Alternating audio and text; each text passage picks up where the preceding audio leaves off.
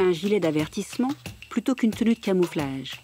Le philobate terrible signale son venin mortel à ses éventuels prédateurs grâce à sa liquette jaune vive.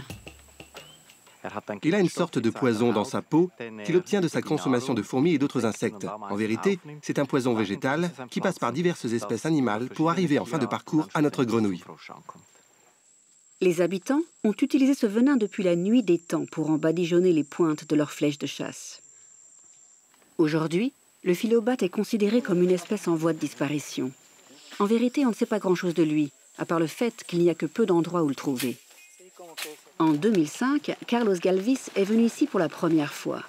C'est en cherchant des serpents qu'il découvrit par hasard notre grenouille, qui normalement réside bien plus au sud.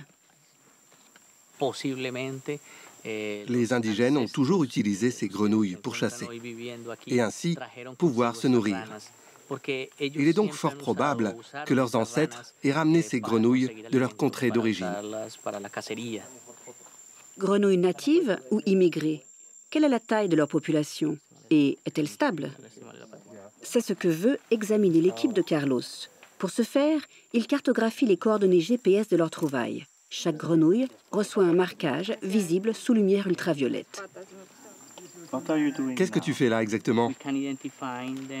Il y a deux processus d'identification, les photos et les marquages avec élastomère.